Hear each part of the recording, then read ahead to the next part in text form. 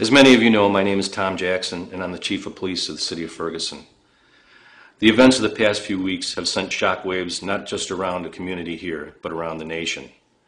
Overnight, I went from being a small-town police chief to being a part of a conversation about racism, equality, and the role of policing in that conversation. As Chief of Police and as a resident, I want to be part of that conversation.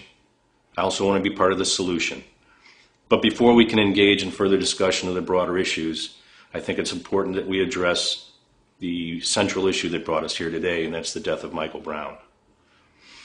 I want to say this to the Brown family. No one who has not experienced the loss of a child can understand what you're feeling. I'm truly sorry for the loss of your son.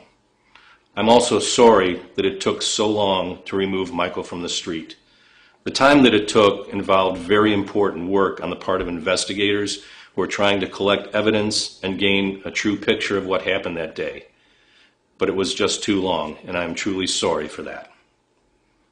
Please know that the investigating officers meant no disrespect to the Brown family, to the African American community, or the people of Canfield. They were simply trying to do their jobs. There were many people who were upset about what happened in Ferguson and came here to protest peacefully. Unfortunately, there were others who had a different agenda. I do want to say to any peaceful protester who did not feel that I did enough to protect their constitutional right to protest, I am sorry for that.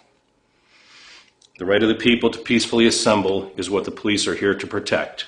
If anyone who is peacefully exercising that right is upset and angry, I feel responsible, and I'm sorry.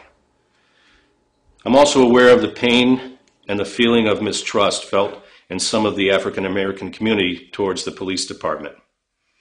The city belongs to all of us, and we all are part of this community. It is clear that we have much work to do.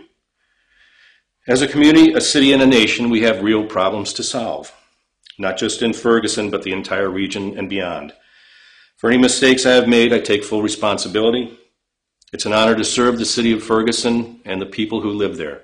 I look forward to working with you in the future to solve our problems, and once again, I deeply apologize to the Brown family.